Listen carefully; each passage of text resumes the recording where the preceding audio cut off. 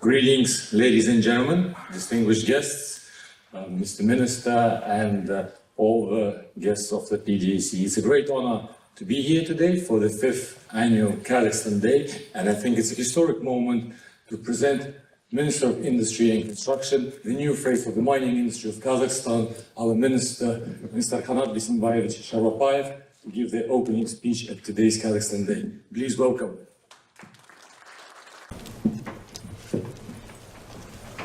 Good afternoon, ladies and gentlemen. Very exciting to be here. I'm going to start with a few very short statements about what Kazakhstan is and why we're all here. The reason why I'm here is because mining is such an important part of the industry in Kazakhstan. We are known to the world as an oil and gas country, and that is true. We've been a significant contributor to energy security regionally and globally, and we had a tremendous partnership with the oil and gas investors in Kazakhstan. But we've been a mining country for much, much longer than we've been an oil and gas country. My team dug out a fact. We smelted our first copper in 1928. That's nearly 100 years ago. We've already been in metallurgy business. And we continue to rely on mining as a key provider of employment, the key taxpayer, and a key driver of our GDP growth in Kazakhstan. 220,000 people work in mining. I meet global companies and they show great interest in Kazakhstan, but the first thing they ask me, where's your expatriates in your mining business? We don't need any. We have our own people who are capable of developing big, large projects. And what the state is doing currently is we're trying to attract more of junior miners to Kazakhstan and trying to facilitate the growth in the geological exploration.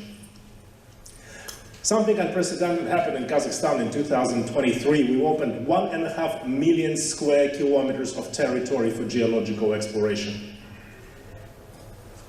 1.5 million square kilometers. We've issued in 2023 more exploration licenses than we've issued for 4 years prior to that. The process of obtaining a mining license is now fully digitized. Some people who are present here today told me somebody from Thailand applied for a license. Fully online. In fact, 273 of those were issued online since October, since we've gone live with that program. And we will continue to invest into becoming a most attractive destination for junior mining companies globally. Any new discovery now is going to be put on a state balance and is going to be evaluated based on the critical score standard, starting from the January 1st, 2024. We're part of the critical family and will continue to support international standards for mining in the country. We put out an interactive map of Kazakhstan. 50,000 of the secondary geological report back from the Soviet era were put out online, and we'll continue to do that work, and our partners are here today. They'll speak probably about this, that what we want to do is to remove the informational asymmetry that existed between the state and an investor. Our job is very simple: gather all the geological data, do a little bit more, invest a little bit more in energy and physics, put it out there in the open for everyone to see. We want the investment community, we want the junior mining companies and even the big mining companies to make informed decisions on where they're going to do the geology work. And the only way to achieve that is to remove the informational asymmetry away from the state and over to the investor. And the most importantly, which is very unusual, we are seeing the real results of this already, of this territory open, of having an easy process of obtaining an exploration license in Kazakhstan.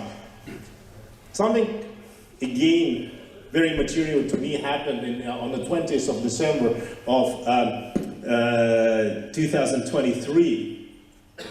It's very easy. It's a first come, first serve basis. You come in, you like the territory, you apply for a license, but if somebody else likes that territory, you compete. You bid against each other in the auction for the most attractive most attractive blocks for exploration. On the 20th of December, Rio Tinto competed against Fortescue. Kratos competed against Cove Capital, right? Aras, backed by Tech, is in the country competing for the licenses. BHP, through their program, funded not one, 2 junior mining companies to be in Kazakhstan. And all that happened back in 2023 and earlier, and people are starting to recognize Kazakhstan as a primary destination for mining. And I think fundamentally that's what our job is. It is easy to find in the world places where the geology is good.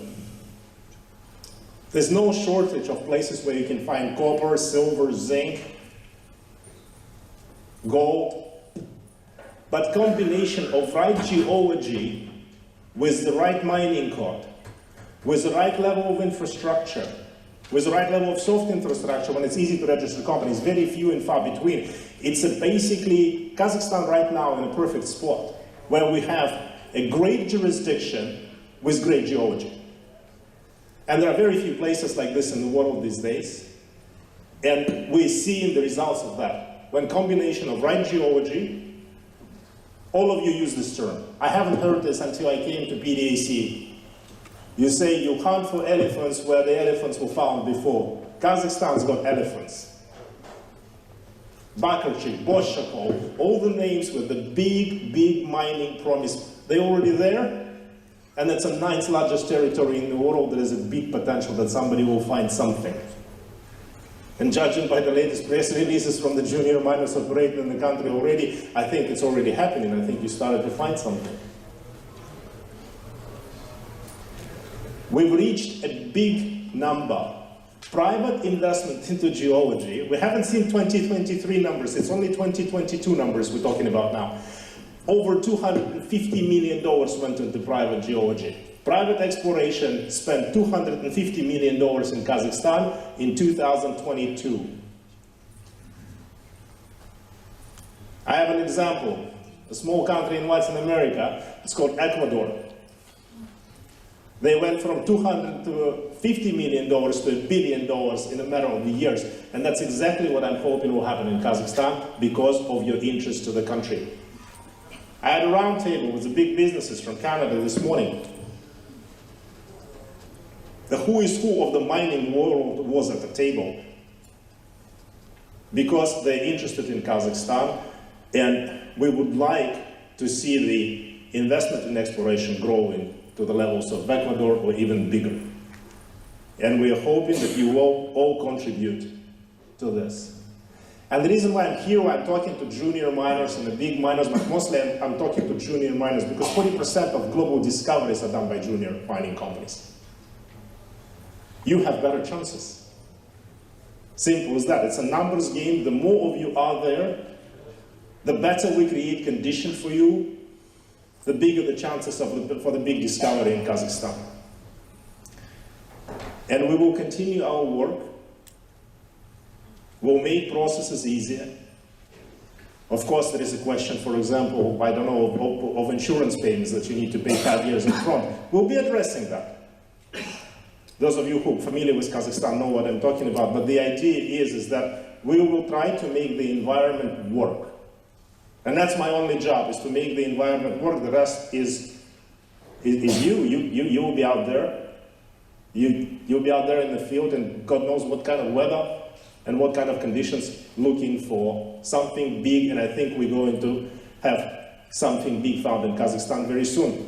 I mentioned this to Rio Tinto the other day. I said, geology is a science of belief. And I believe that there is something in Kazakhstan that we're going to find very soon. But we can't do it on our own. We need you. And that's why we're trying to create conditions.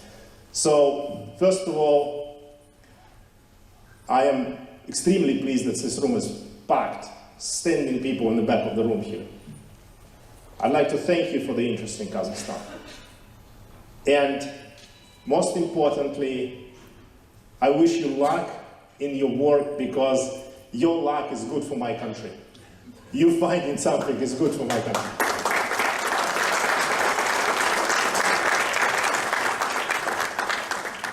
Thank you.